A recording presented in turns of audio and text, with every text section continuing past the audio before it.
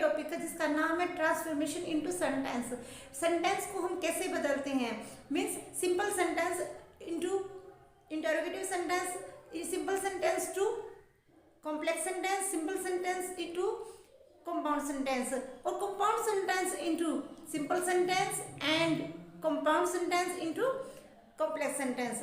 हम सेंटेंस को कैसे चेंज करते हैं, कैसे हमें सेंटेंस को समझना है कि एक सेंटेंस को हम कैसे बदलते हैं। गाइस, बिना टाइम वेस्ट किए, without wasting time, let's start. Transformation of sentence. आज हम पढ़ने वाले हैं ट्रांसफॉर्मेशन ऑफ सेंटेंस। ये बहुत ही यूनिक सा टॉपिक है। इससे पहले मैंने सेंटेंस के बारे में सब कुछ बताया हुआ है अपनी एक सेंटेंस की वीडियो में। तो गाइस, आज हम ट्रांसफॉर्मेशन ऑफ सेंटेंस के बारे में सीखेंगे। ट्रांसफॉर्मेशन ऑफ सेंटेंस क्या होता है? देखिए, वाक्य के एक रूप को दूसरे रूप में परिवर्तित करना ट्रांसफॉर्मेशन ऑफ सेंटेंस कहलाता है। यानी कि एक सेंटेंस को दूसरे सेंटेंस में चेंज करना, और वो भी उसके रूल रेगुलेशन को फॉलो करते हुए। यानी कि असर्टिव सेंटेंस, यानी कि हमारा सिंपल सेंटेंस अगर हमारा है तो उसको इंटरोगेटिव में कैसे चेंज करते हैं, यही आज हम सीखने वाले हैं। देखिए guys, convert one form of sentence into another form of sentence. वही बात है, वाक्य के एक रूप को दूसरे रूप में परिवर्तित करना, चेंज करना, कन्वर्ट करना ट्रांसफॉर्मेशन ऑफ सेंटेंस कहलाता है। किन किन को कर सकते हैं? जो भी हमारे सेंटेंस के काइंड्स होते हैं, यानी कि कितने प्रकार का हमारा सेंटेंस होता है, उसको हम एक दूसरे को, जैसे कि सिंपल सेंटेंसेस को इंटरोगेटिव में, simple sentences to complex sentences, simple sentence to compound sentences, complex sentences to compound sentences, compound sentences को कॉम्प्लेक्स सेंटेंसेस, मीन्स इनको एक दूसरे में चेंज करना हमारा क्या कहलाता है? Transformation of sentence. आगे बढ़ते हैं, अफर्मेटिव सेंटेंस। देखिए गाइस, अफर्मेटिव सेंटेंस क्या होता है? हमारा साधारण वाक्य, जो बात हम एकदम से अपना कथन रखते हैं, अपने स्टेटमेंट रखते हैं, जिसमें हम नेगेटिव पॉजिटिव नहीं देखते, एक हम सिंपल सी बात कर रहे हैं, वो नेगेटिव और पॉजिटिव हमारे होते हैं, ठीक है। तो हमारा अफर्मेटिव सेंटेंस के 2 टाइप्स होते हैं। एक तो होता है असर्टिव, यानी कि सिंपल वाक्य है, जिसमें हम सिंपल बात कहते हैं, वह स्कूल जाता है, वह खाना खाता है। उस नेगेटिव होता है जिसमें हम नेगेटिव की सेंस ले कहते हैं, नो वह खाना नहीं खाता, वह स्कूल नहीं जाता। तो अफर्मेटिव सेंटेंस के 2 टाइप्स होते हैं। तो हम बात कर रहे हैं अफर्मेटिव सेंटेंस की। देखिए guys, an affirmative makes a sentence statement, it often start with a noun और प्रोनाउन। ये हमेशा नाउन और प्रोनाउन से ही शुरू होते हैं। It ends with a full stop, और एंड किसके साथ? यानी कि वाक्य के बाद में फुल स्टॉप लगा होता है, जैसे कि he goes to school daily के लास्ट में फुल स्टॉप है। कहते हैं an affirmative sentences can be positive or negative. ये पॉजिटिव भी हो सकता है और नेगेटिव भी हो सकता है, जैसे कि हमने एक एग्जाम्पल में समझाया हुआ है। He goes to school daily, ये पॉजिटिव में है, इसमें हम सिंपल बात कह रहे हैं। He does not go to school daily, ये नेगेटिव सेंस में है। फॉर्मेशन ऑफ अफर्मेटिव सेंटेंस कैसे होता है, इसका एक स्ट्रक्चर कैसे बनता है, मैं आपको बताना चाहूँगी। स्ट्रक्चर में नाउन और प्रोनाउन से शुरू हुआ हमारा कोई भी अफर्मेटिव सेंटेंस। उसके बाद पॉजिटिव में वर्ब, जो भी इसकी वर्ब होती हैं। नेगेटिव में हेल्पिंग वर्ब और ऑब्जेक्ट, ठीक है। हेल्पिंग वर्ब के बाद नेगेटिव में वर्ब और ऑब्जेक्ट। आगे हम करते हैं, ये तो हमारा फॉर्मेशन हो गया। Interrogative sentence. इंटरोगेटिव सेंटेंसेस में हम क्या करते हैं, क्या होता है? An interrogative sentence asks question, जिसमें क्वेश्चन पूछा जाता है, वो होता है हमारा interrogative sentences. It ends with a full question mark. इसका एंड किससे होता है? क्वेश्चन मार्क से होता है। क्वेश्चन मार्क लगा हो तो हम समझ जाते हैं क्वेश्चन पूछा गया है।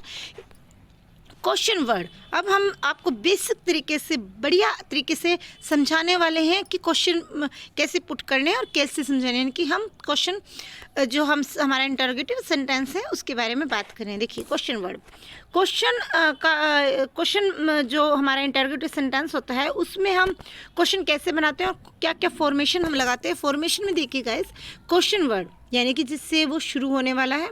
हेल्पिंग वर्ब क्या लेंगे हम? नाउन और प्रोनाउन प्लस वर्ब और प्लस हमारा जो ऑब्जेक्ट रह जाता है। ठीक है, देखिए सब्जेक्ट क्या, किसको कहते हैं, वट को। वट का मीनिंग क्या हुआ, क्या। What is your name, question mark. What आया है, देखिए ये वट है, ये हमारी हेल्पिंग वर्ब है। ये नाउन या प्रोनाउन कुछ भी लगा लो, इस टाइम ये हमारा प्रोनाउन है। फिर हमारा ऑब्जेक्ट है व्हेन, यानी कि कब। व्हेन मीन्स कब। When question word, helping verb, pronoun, object verb, और हमारा ऑब्जेक्ट नहीं है इसमें, हमने यूज़ किया है, वर्ब तक है। ठीक है, देखिए अब आगे है वाई, क्यों। Why are you weeping, where कहाँ, where does he live, who कौन, हु इज़ ही, हुज किसकी, whose book is this, whom किसे, whom do you want to meet, which कौन सी, which book do you want, how कैसे, how are you। देखिए guys, हमने ये हमारे WH फैमिली से जो हमारे क्वेश्चन वर्ड हैं, ये वो वाले वर्ड हैं, इनको हम बोलते हैं तो लगता है कि क्वेश्चन पुट किया गया है, बट देखिए अगर हम क्वेश्चन पुट कर रहे हैं तो हमारा लिखित जो हम रिटन वर्क है, यानी कि लिखा हुआ जो हमारा काम है, उसके लास्ट में क्वेश्चन मार्क आना ज़रूरी है। ये मैंने आपको स्टार्टिंग में भी बताया था और अब भी बता रही हूँ। ठीक है, तो हेल्पिंग वर्ब से शुरू होने वाले सेंटेंस, अब ये तो थे हमारे क्वेश्चन वर्ड जो हमारे WH फैमिली से रिलेटेड थे। अब जो हम हेल्पिंग वर्ब से यूज़ करते हैं, ठीक है, हेल्पिंग वर्ब पहले आ जाएगी, यानी कि जिस सेंटेंस में जो बात पूछी गई है उसी सेंटेंस के हेल्पिंग वर्ब को आगे लेके आएंगे, नाउन, प्रोनाउन और वर्ब। ठीक है, कैसे, अब देखो कैसे बनाएंगे। इज़ ही प्लेइंग, क्या वह खेल रहा है। ही यहाँ पर सब्जेक्ट है, इज़ हेल्पिंग वर्ब है, प्लेइंग वर्ब है।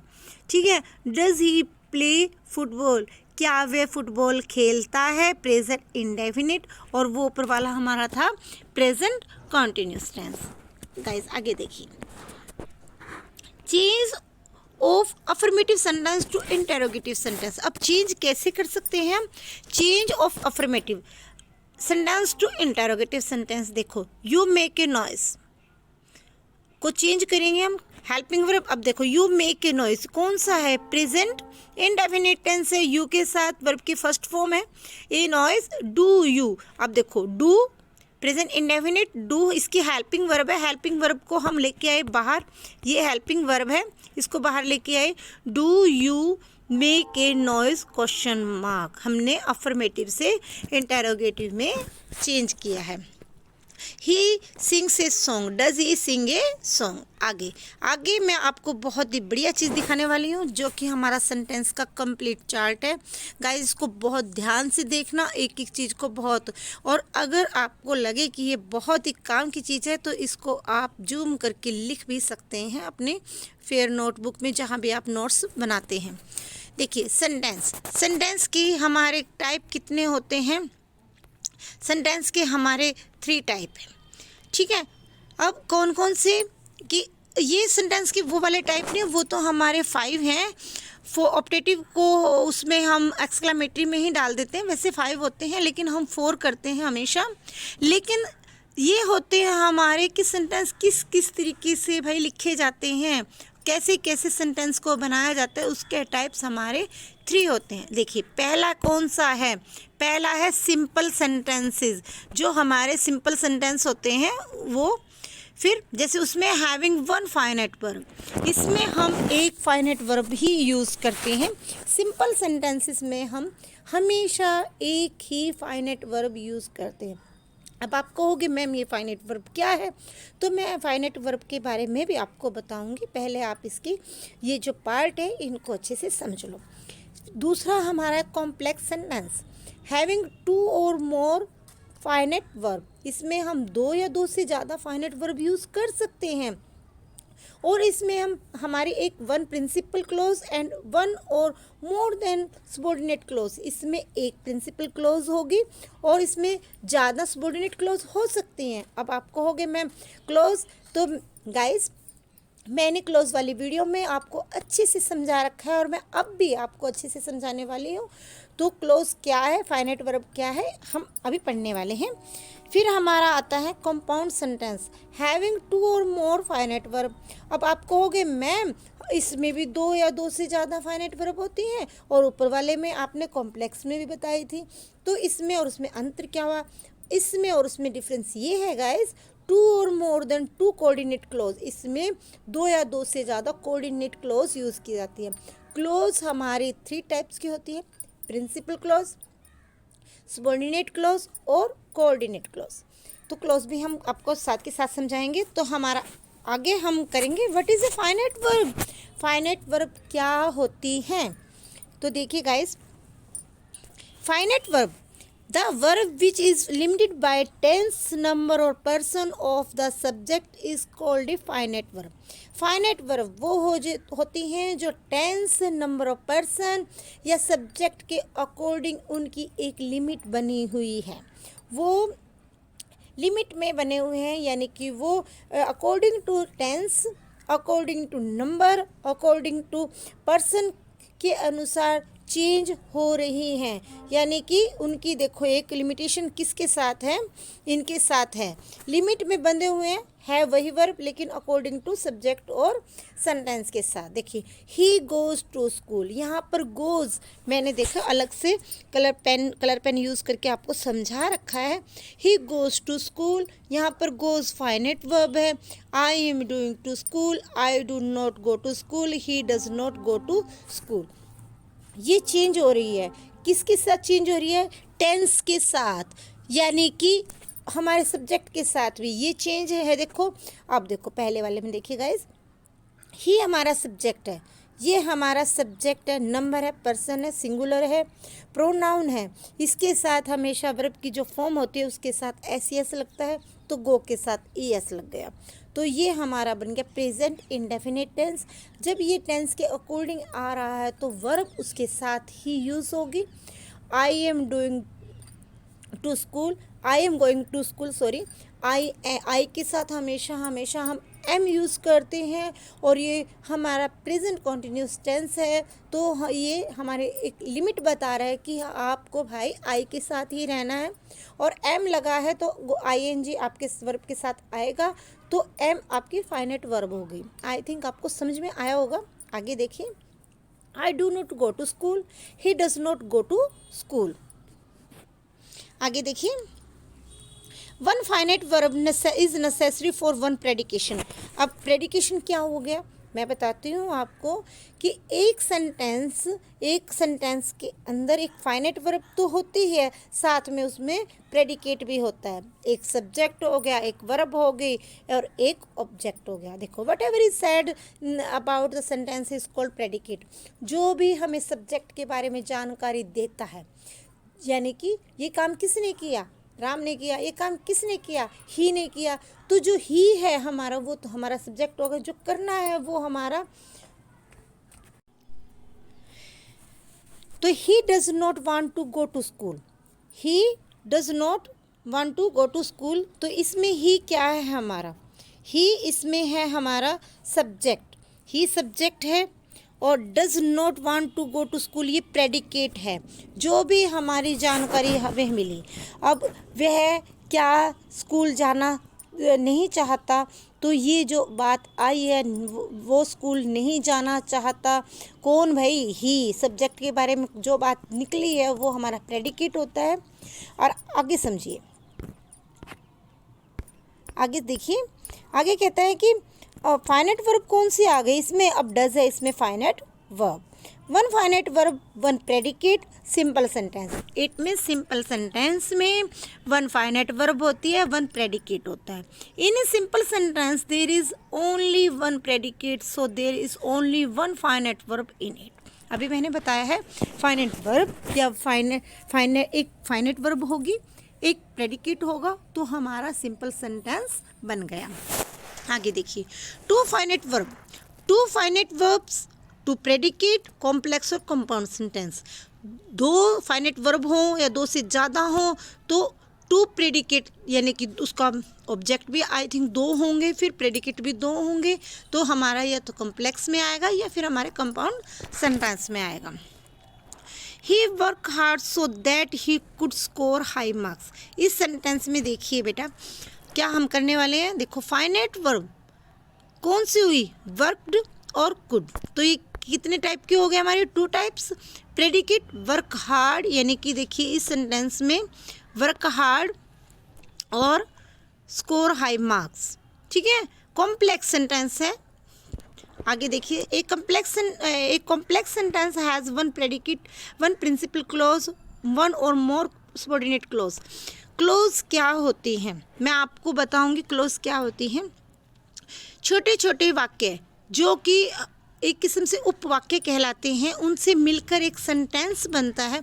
अगर हम बातों को छोटी छोटी तोड़कर लिखते हैं, जैसे कि हमने कोई बात लिखी है उसमें हम यहीं से ले लेते हैं, तो हमने उसमें अपने क्लोज को देख लिया, उसमें हमारा सब्जेक्ट भी होता है वर्ब भी होता है। प्रेडिकेट नेसेसरी नहीं है, एक से ज़्यादा हम उसको जोड़कर लिख सकते हैं। तो क्लोज के अंदर हमारा सब्जेक्ट होना नेसेसरी है, वर्ब होना नेसेसरी है। छोटे छोटे क्लोजेस से एक सेंटेंस बनता है। तो ये बात देखिए, उनमें एक हमारा प्रिंसिपल क्लोज होता है भाई, एक मुखिया क्लोज होता है, एक मुखिया होता है जिसके ऊपर अदर एक्टिविटीज़ हमारी डिपेंड होती हैं। तो यहाँ पर हमारा प्रिंसिपल क्लोज है मेन क्लोज, इंडिपेंडेंट क्लोज। जो प्रिंसिपल क्लोज है वो मेन है, जैसे घर में मुखिया होता है, पापा, दादाजी, दादी जी, पापा, तो हमारे ऐसे प्रिंसिपल क्लॉज में ऐसे ही हमारा ये काम है, वहाँ पे वो मेन हो गया हमारे लिए, और वो इंडिपेंडेंट क्लॉज हो गया भाई, वो अपनी मर्ज़ी से काम करेगा और हमसे भी करवाएगा। तो यहाँ पर हमारे जो प्रिंसिपल क्लॉज है वो ये होता है, this clause does not depend on the other clause for its meaning. उसको अपनी बात समझाने के लिए, अपनी बात को कहने के लिए दूसरी क्लॉज पर डिपेंड नहीं होना पड़ता, वो अपने आप ही खुद पर डिपेंड होता है, इंडिपेंडेंट क्लॉज कहलाता है। नेक्स्ट सबऑर्डिनेट क्लॉज क्या होता है, डिपेंडेंट क्लॉज, जो डिपेंड होता है भाई दूसरों पर। This clause depends on the principal clause for its meaning. अपनी बात को समझाने के लिए, अपनी मीनिंग को लाने के लिए वो मेन क्लॉज पर डिपेंड होता है। He will not succeed if he does not work hard. Will not succeed ये प्रिंसिपल है, प्रिंसिपल क्लॉज है, क्योंकि ही नॉट टू सक्सीड वे सफल नहीं हो सकता, हो सकेगा। तो ये ठीक है भाई, सिंपल सी बात है, मैंने सुन ली। If he does not work hard, अब इस वाक्य को देखो, he does not work hard, अगर वो मेहनत नहीं करता है, फिर आगे क्या है भाई, बताओ आगे क्या आएगा, यानी कि वो आगे किसी पर डिपेंड है। किस पर डिपेंड है, ही विल नॉट सक्सीड, अगर वह वर्क नहीं करता है, सख्त मेहनत नहीं करता है, तो वो सक्सेस नहीं हो पाएगा। तो यानी कि यहाँ पर हमारी सबऑर्डिनेट क्लॉज क्या है, if he does not work hard, जो कि डिपेंड है हमारी इस प्रिंसिपल क्लॉज पर, he will not succeed. I think आपको समझ आ रहा होगा। काइंड्स ऑफ सबऑर्डिनेट क्लॉज, अब प्रिंसिपल क्लॉज तो अपने आप में इंडिपेंडेंट होती है, अब काइंड्स किसके पढ़ने हैं, सबऑर्डिनेट क्लॉज के काइंड्स पढ़ने हैं। गाइस बहुत ही इन्फॉर्मेशन देने वाली आपकी ये वीडियो रहेगी, क्योंकि इसमें हम सेंटेंस के साथ साथ फाइनाइट वर्ब, सबऑर्डिनेट क्लॉज, ये सारी कवर करने वाले हैं। तो देखिए, there are 3 kinds of subordinate clause, noun clause, adjective clause, adverb clause. Noun clause क्या होता है आगे पढ़ेंगे हम। Noun clause, a noun in a sentence function as a subject or an object. जो हमारा जो नाउन होता है वो सेंटेंस में जो काम करता है, सब्जेक्ट के रूप में या ऑब्जेक्ट के रूप में, जो भी उसका काम होता है वही सारा नाउन कहलाता है। जैसे now, so in noun clause also does the function either of subject और ऑफ एन ऑब्जेक्ट, तो उसका भी वही काम होगा, नाउन क्लॉज का भी। जो नाउन को होता है सेंटेंस में या सेंटेंस के अंदर सब्जेक्ट बनकर या ऑब्जेक्ट बनकर, वही हमारा नाउन क्लॉज का होता है सेंटेंस के अंदर। How can we recognise a noun clause in a complex sentence, तो हम उसको कैसे पहचान सकते हैं नाउन क्लॉज को, देखिए, replace the whole subordinate clause with the word something. हम एक सेंटेंस में समथिंग लगाकर सबऑर्डिनेट क्लॉज में कुछ पूछते हैं तो हमारा चेंज हो जाता है, हमें पता चल जाता है नाउन, यानी कि किसी चीज़ के बारे में बात हो रही है। If the sentence remain grammatical it will be a noun clause, तो हमें उसके बारे में पता चल जाएगा। देखो, he told me that he would go to Mumbai, subordinate clause क्या है, that he would go to Mumbai, कि वह मुंबई जाएगा। तो समथिंग लगाओ ना, तो sentence he told me something, कि उसने कुछ कहा, किसने कहा, उसने मुझे कुछ कहा। आगे क्या कहा भाई, उसने कहा मुझे, ये हमारा नाउन है, तो किसके बारे में बता रहा है, मुंबई के बारे में। That he would go to Mumbai, कि वो मुंबई जाएगा। तो समथिंग बट, क्या, क्या कुछ, आंसर क्या आता है, that he would go to Mumbai. Mumbai क्या नाउन क्लोज है, किसके बारे में बता रहा है, मुंबई के बारे में बता रहा है, जो कि हमारा नाउन है। आगे देखिए, difference uses of a noun clause as a subject, subject के रूप में। What you said was interesting, how he got so much money is a mystery. As an object, object के रूप में, Mohan said that he know the other, he know, we know where he was hiding. आगे देखिए, an opposition to noun in apposition to the object as a complement, complement के रूप में भी हम नाउन यूज करते हैं। देखिए, the news was that he had passed, the fact was that Griffin was a lawless man. By using with it, it use करते हुए भी हम नाउन के लिए इट यूज़ होता है। आई बिलीव इट, मैं उसमें विश्वास कर, that he does not know the answer. As an object of जीरेंट, जीरेंट के रूप में भी ये मोस्ट इम्पोर्टेंट है। अब आप कहेंगे कि जीरेंट क्या होता है, जीरेंट होता है नॉन फाइनाइट का पार्ट होता है। हमने फाइनाइट वर्ब आज क्लियर कर ली है। नेक्स्ट वीडियो हमारी इसके दूसरे पार्ट, जो कि हमारा नॉन फाइनाइट वर्ब पर होगा, उसकी दूसरा पार्ट होता है जीरेंट, उसमें हम आपको डिटेल में बताने वाली हूँ। फिर आता है हमारा adjective close, second part adjective close, जो कि मोस्ट इम्पोर्टेंट है। And adjective qualifies a noun or a pronoun, so an adjective clause also qualify a noun or pronoun। वही बात है, जो नाउन और प्रोनाउन को क्वालिफाई करता है, जो वर्ड नाउन या प्रोनाउन को क्वालिफाई करता है, उनके बारे में बताता है, विशेषता बताता है, वो हमारा एडजेक्टिव होता है। और सेंटेंस में एडजेक्टिव क्लोज भी यही काम करता है, जो नाउन और प्रोनाउन की विशेषता बताता है। This is the house where I was born, ये हाउस या नाउन है। यहाँ पर नाउन की विशेषता क्या है, यहाँ पर यह घर है जहाँ मैं पैदा हुआ था। अब मैं इस घर की इतनी विशेषता होगी कि मैं यहाँ पैदा हुआ था। उसने कहा this is the house where I was born, तो यह नाउन के बारे में की विशेषता बता रहा है, इस घर की विशेषता के बारे में बता रहा है कि ये इतना इम्पोर्टेंट हो गया हमारा हाउस, तो नाउन की विशेषता होगी। How to recognise an adjective clause, adjective clause को हम कैसे पहचानेंगे। देखिए, नाउन और pronoun is used before a conjunction, एक कंजंक्शन यूज होगी नाउन और प्रोनाउन से पहले। In subordinate clause to use word something, यहाँ पर हम मेन क्लोज से, मुख्य वर्ब से यदि प्रश्न किया जाए तो कौन सा, किसे, किसका, सबॉर्डिनेट इसका आंसर देती है। यहाँ पर हम एक क्वेश्चन पुट करते हैं। देखिए, मैं आपको कैसे समझाती हूँ। This is the house where I was born, principal clause है, दिस इज़ द हाउस, यह मेरा घर, यह घर है। बिल्कुल सिंपल सी बात है, ये घर है। क्वेश्चन, विच हाउस, कौन सा घर, answer where I was born, जहाँ मैं पैदा हुआ। और यहाँ पर द इसलिए लगाया गया क्योंकि ये एक यहाँ पर मेन डेफिनेट हो गया कि ये घर है जहाँ मैं पैदा हुआ था, इसलिए यहाँ पर द आया है, द आर्टिकल यूज हुआ है। Thus we can recognize an object clause, conjunction और रिलेटिव क्लोज, जैसे कि related pronoun who, whose, whom, which, that। Relative adverb when, house, where, by, it is. यहाँ पर ये जो हमारा एडवर्ब नहीं है, ये गलती से लिखा गया है। देखिए ये वाली चीज़, चलो हम इसको रिमूव कर देते हैं। Adverb clause, an adverb clause function as a adverb in sentence, sentence में जो काम एडवर्ब का होता है वही काम एडवर्ब क्लोज का होता है। Kinds of adverb clause, adverb के काइंड्स कौन कौन से हैं। Adverb clause of time, time के बारे में एडवर्ब क्लोज बताता है।